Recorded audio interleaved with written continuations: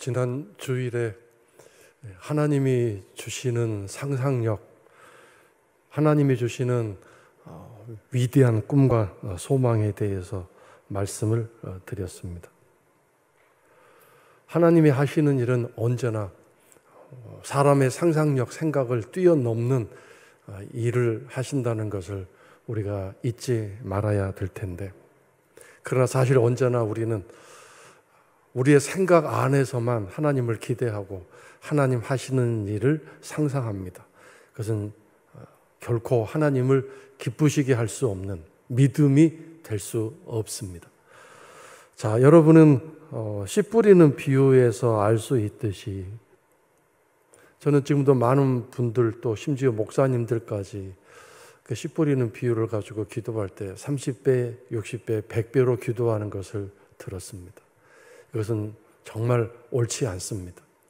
우리 생각에, 우리 상상력에 30배만이라도 얼마나 큰 거냐라고 생각합니다. 거기에서부터 문제가 생기는 것입니다. 지식적으로 잘못되어 있고 지식적으로 제대로 알고 있지 못하기 때문에 하나님 일하실 수 없는 그런 부족한 믿음을 가지고 있는 것입니다.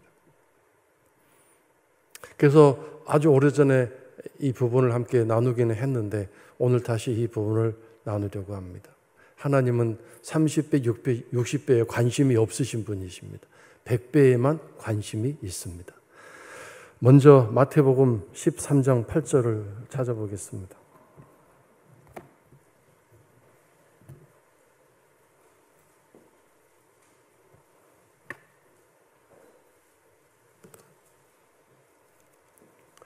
(8절을) 우리 다 같이 함께 읽겠습니다. 더러는 좋은 땅에 떨어짐에 어떤 것은 100배, 어떤 것은 60배, 어떤 것은 30배의 결실을 하였느니라.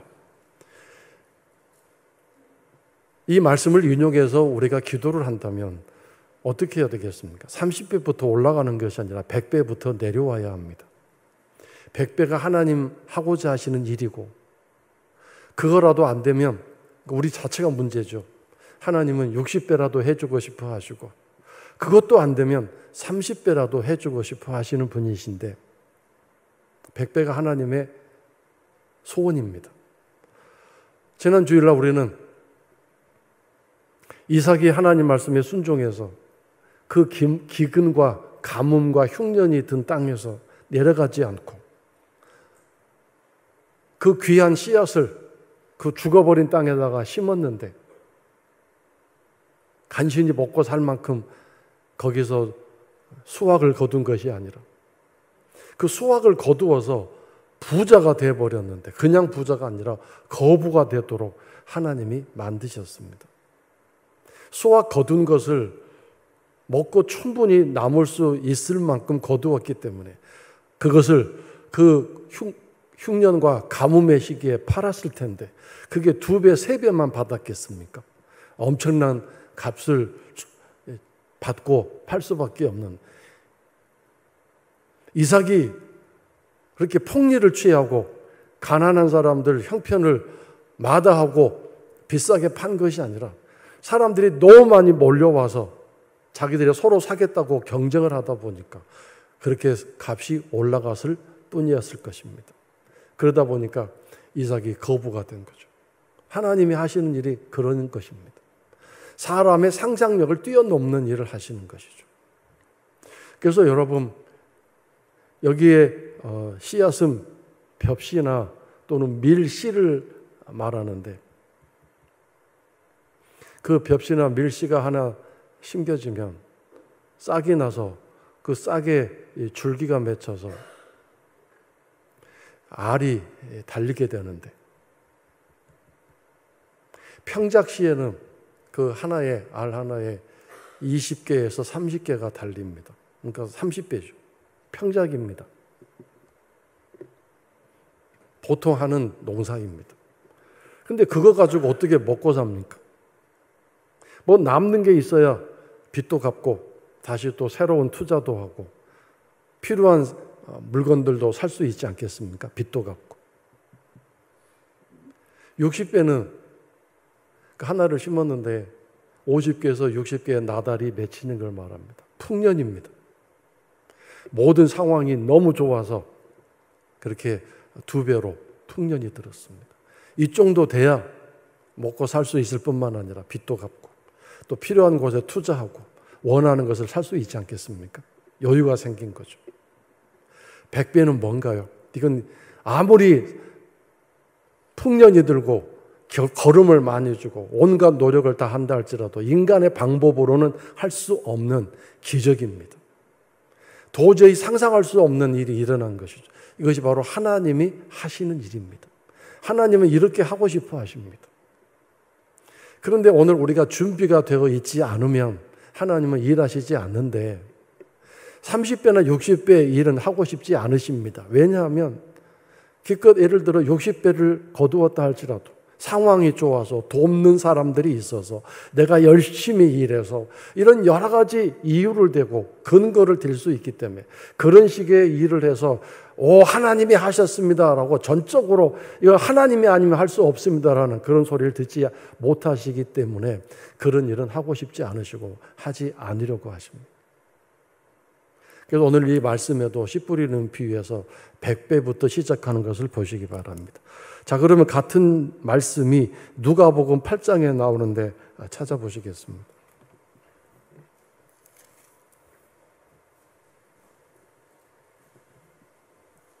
누가복음 8장 8절 다 같이 함께 읽겠습니다. 더러는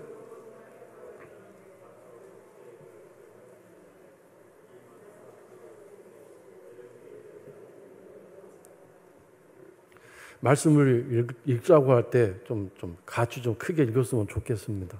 그런 일들로 인해서 또 우리가 하나가 될 수 있고 마음이 서로 교통이 될 수 있고 찬송이 될 수 있습니다.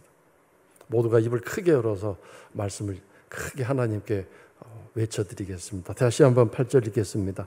더러는 좋은 땅에 떨어짐에 나서 100배의 결실을 하였느니라. 이 말씀을 하시고 외치시되 들을 귀 있는 자는 들을지어다. 아셨죠? 여기서는 60배, 30배는 아예 거론도 하지 않으십니다. 그러니까 이 성경을 기록한 사람들이 각각 상황과 형편에 따라서 이제 이 말씀이 생략되기도 하고 더 덧붙여지기도 하는데 하나님의 관심이 어디 있는가를 알게 된 의사 누가는 이 말씀을 기록할 때 예수님의 하시는 설교를 들었을 텐데 예수님은 100배밖에 관심이 없으셔. 그러니 아예 이 성경을 읽는 사람들에게 혼동과 오해를 주지 않기 위해서 60배, 30배는 없애버리자 이렇게 한 것 같습니다. 마태를 복음을 쓴 마태는 친절하게 그 모든 말씀을 다 써놓았지만 좀 세부적이고 또 학문적으로 과학적으로 좀 통달해 있던 의사였던 누가는 또 이렇게 기록한 거죠. 그렇다면 공간복음의 세 번째인 마가복음은 어떻게 썼을까요? 마가복음 4장을 보겠습니다.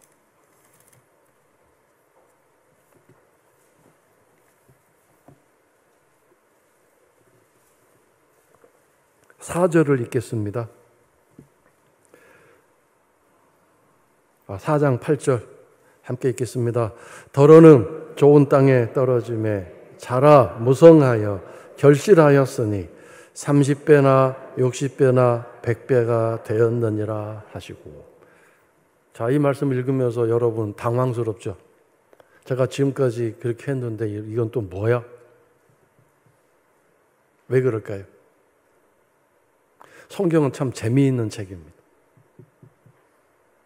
이 마가복음은 쓰여진 목적이 있습니다. 우리가 지금 에베소서를 묵상하고 있고 그 전에는 데살로니가 전후서를 묵상했습니다. 각각 편지의 수신이 다르고 상황과 그 교회의 입장이 다르기 때문에 그 편지의 내용들이 물론 전체적으로는 예수 그리스도의 그 십자가 사랑, 복음을 이야기하고는 있지만 그 교회 상황에 따라서 쓰여지고 있는 단어들이나 내용이 각각 다르죠. 마가복음은 이 복음서의 목적이 유대인들을 위한 것이 아니라 로마 헬라인들을 위해 쓰여진 책입니다. 즉 쉽게 말하면 오늘날로 말하면 전도 책자라는 얘기죠. 로마 사람들, 헬라 사람들은 상당히 이성적이고 학문적인 사람들입니다. 철학적인 사람들입니다. 논리적인 사람들입니다. 그래서 이 사람들에게 이 복음서를 쓰고 예수 그리스도에 대한 십자가의 사랑을 쓰고 전하고자 하는 목적으로 쓸 때 위에서부터 내려오는 방법을 쓴 게 아니라 이렇게 학문적으로 논리적으로 하기 위해서 30회부터 시작한 것입니다. 그래서 여러분 마가복음은 이렇게 하다 보니까 뭐가 없냐면 마태복음이나 누가복음에 있는 예수님의 동정녀 탄생, 예수님의 탄생 이야기가 안 나타나 있습니다. 마가복음 1장을 보세요.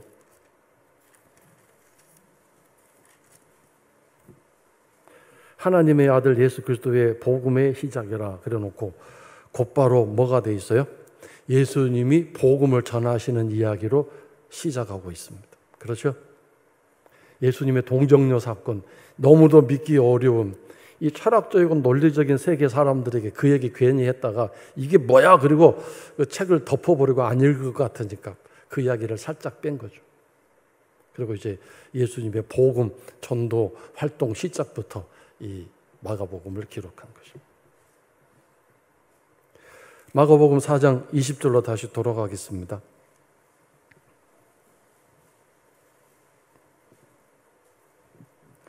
자, 이 4장 20절 다시 한번 읽겠습니다. 좋은 땅에 뿌려졌다는 것은 곧 말씀을 듣고 받아 30배나 60배나 100배의 결실을 하는 자니라.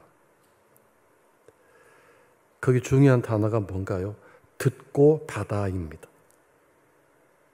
근데 이 듣고 받아가 들었다. 내가 그것을 믿음으로 내 것으로 받아들였다. 순종하기로, 그 말씀을 믿기로, 내 삶에 적용하기로 그렇게 했다. 그렇게 되면 뭐가 달라지나요? 말씀을 받아들이면 상상력이 커지게 되고 내 생각의 한계가 커져야 됩니다. 내 생각은 그대로 있으면서 100배의 기적, 말씀의 기적, 그걸 어떻게 받아들이고 믿을 수 있겠습니까? 그래서 그 누가복음 8장 15절을 다시 보겠는데 누가복음 8장 15절입니다.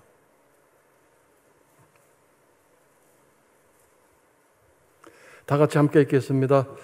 좋은 땅에 있다는 것은 착하고 좋은 마음으로 말씀을 듣고 지키어 인내로 결실하는 자니라. 자, 말씀의 기적이 일어나기 위해서 가장 첫 번째가 뭐가 필요합니까? 착하고 좋은 마음. 착한 마음이 먼저 중요합니다. 착한 마음이나 좋은 마음은 같은 뜻이죠. 이런 마음을 가진 상태에서 말씀을 듣고 이 받아들이다를 여기서는 지키라고 되어 있어요. 지키다, 행하다 그런 뜻입니다. 행하기는 행하는데 하루 이틀 행하는 게 아니라 끝까지 인내로 결실하는 자니라.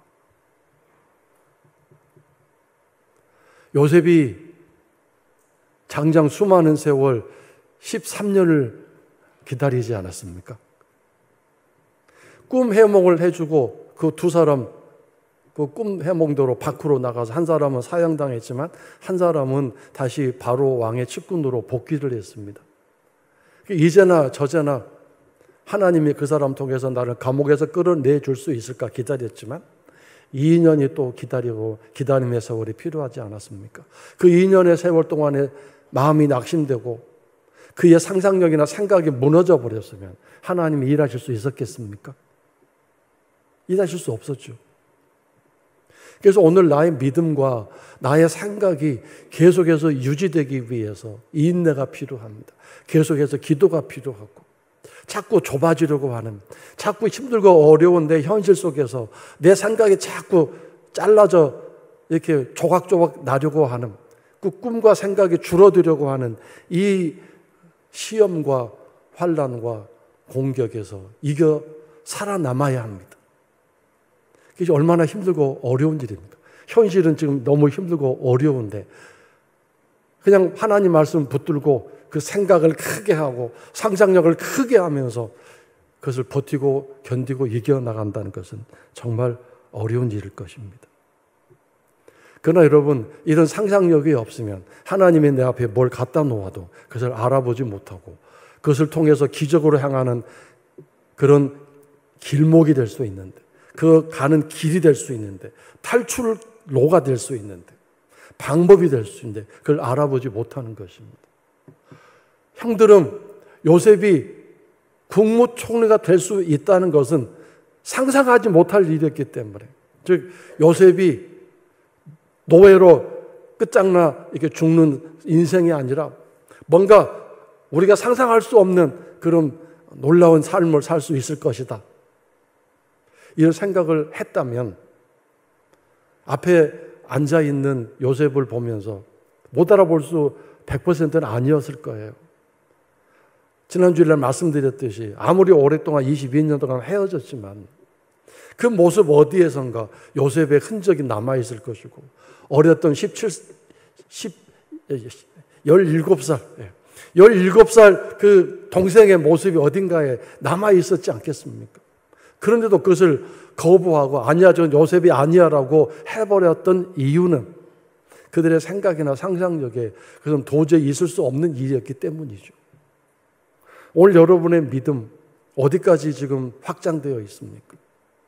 어디에서 하나님의 일, 하나님의 능력이 단절되고 거기서 이제 그만 문을 닫는 일이 있습니까? 우리는 말로는 하나님은 불가능이 없으시다고 하면서 하나님 하시는 일에 대해서 우리 스스로 선을 그어놓고 더 이상 이제 하나님이 하실 수 있는 일이 아니다라고 우리 스스로 문을 닫아버리는 일이 참 많지 않습니까? 고린도전서 13장 11절을 보겠습니다. 고린도전서 13장 11절입니다.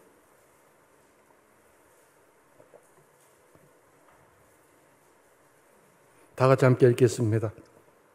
내가 어렸을 때에는 말하는 것이 어린 아이와 같고 깨닫는 것이 어린 아이와 같고 생각하는 것이 어린 아이와 같다가 장성한 사람이 되어서는 어린 아이의 일을 버렸노라. 아무리 똑똑하고 아무리 요즘 시대에 정말 어른들이 놀랄 만한 말과 행동을 하고 생각을 하는 어린 아이들일지라도 그 생각이나 말하는 것이 한계가 있습니다. 그렇지 않습니까? 경험이 한계가 있고 지식이 한계가 있습니다. 그러니까 신앙이 성장하지 아니하고 신앙의 세월은 많고 얻어들은 풍월도 많이 읊을 수 있을지라도 믿음이 성장하지 아니하면, 생각의 그 틀이 깨져 있지 않으면 늘 어린아이의 신앙을 가지고 말하고 생각하고 깨닫는 그런 정도로 삶을 살아가는 것입니다. 즉, 이 세상 물질적인, 이 세상의 육신적인 삶에만 국한되어 있는 것입니다. 그래서 사업을 하고 크게 사업을 하는 사람은 스케일이 큽니다. 근데 작은 일을 하고 또 계속적인 어떤 직업에 거기에만 평생 살아온 분은 그 한계선 안에서 늘 행동하고 생각합니다.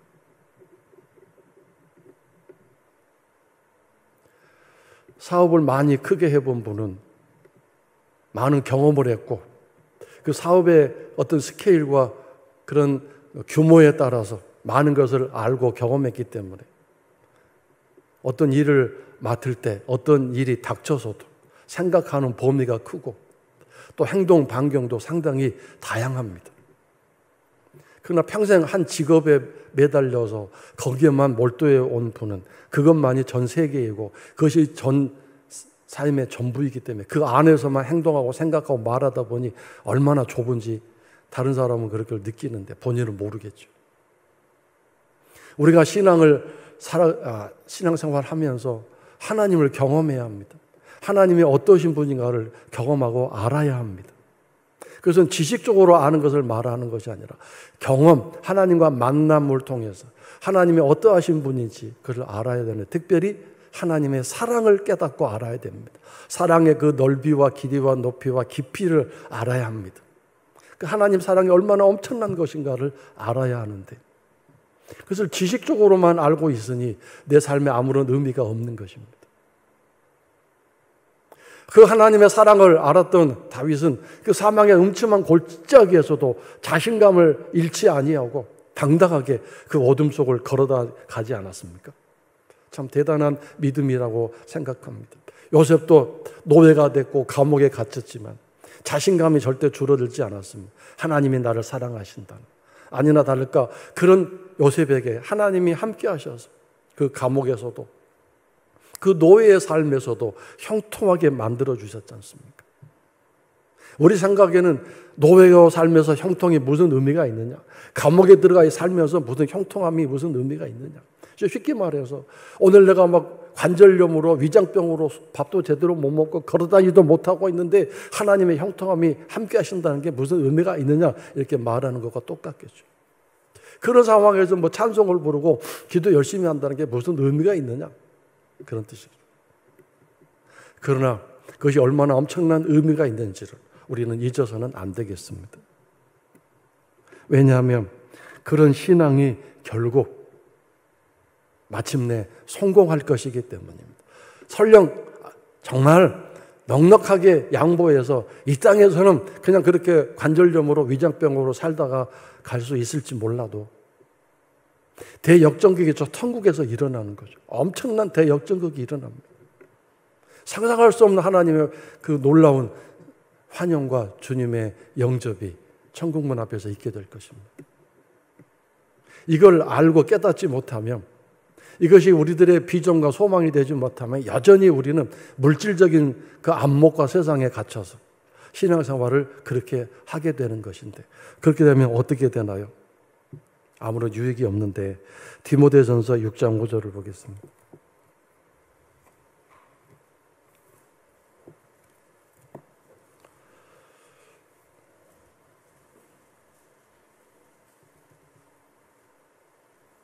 (6장 5절) 다 같이 함께 읽겠습니다.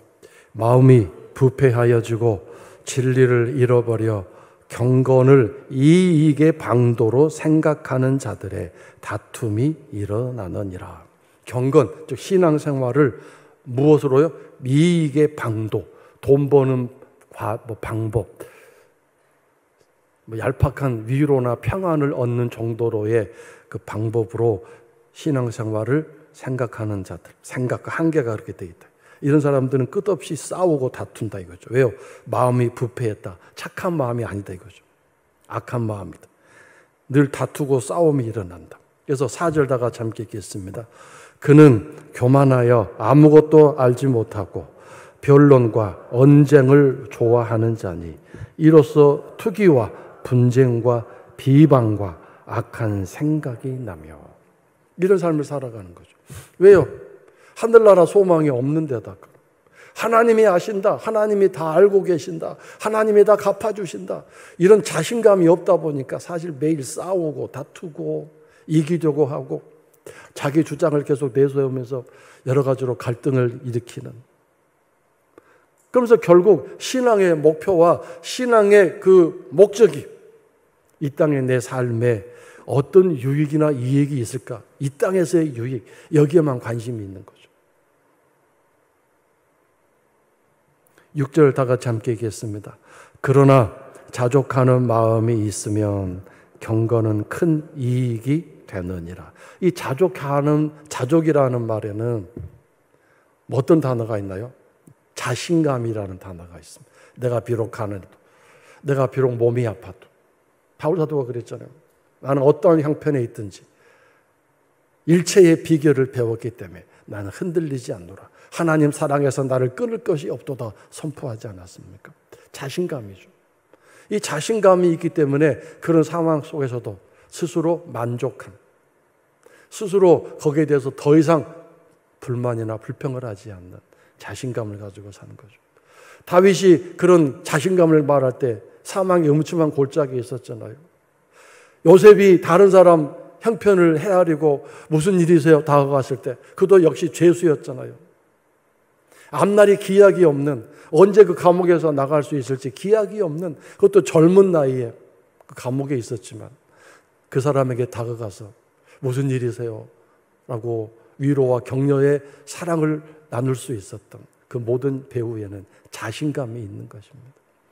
오늘 사탄은 여러분과 나에게서 이 자신감을 빼앗아가기 위해서 얼마나 노력하는지 모릅니다. 사람들을 통해서 공격받게 하고, 사람들을 통해서 수치와 부끄러움을 당하게 하고, 사람들을 통해서 자존감을 상처받게 만들고,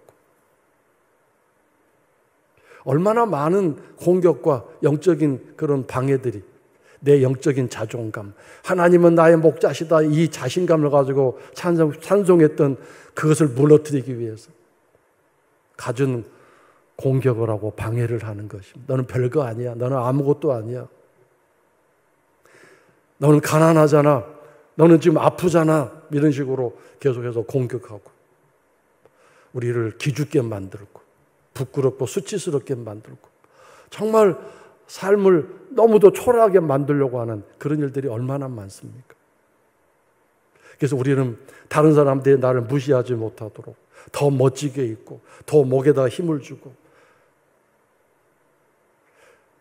뭔가 힘이 있는 사람처럼 보이기 위해서 예를 쓰는데 그 안에는 얼마나 약함이, 얼마나 내 안에 그 부족함이 나를 떨게 만들고 나를 두렵게 만듭니까? 내 정체를 알아보는 사람이 있을까 봐 얼마나 두렵습니까? 진정한 자신감은 두렵지 않습니다. 그런데 이 두려움을 없애는 방법은 오직 하나님의 온전한 사랑으로 내 안에 충만하게 채워질 때 가능합니다. 그래서 끝없이 기도해야 됩니다. 매일 기도하셔야 됩니다. 그리고 말씀을 날마다 묵상하시면서 그 말씀이 나의 힘이 되고 능력이 되실 수 있어야 합니다. 그래서 그런 자신감을 통해서 축복의 통로로 쓰임 받으십시오. 모두가 힘들고 어렵습니다. 말 한마디라도 격려와 위로의 말을 할 수 있는 그런 지혜로운 언어를, 말을 할 수 있는 하나님의 복을 받으시기를 축원합니다.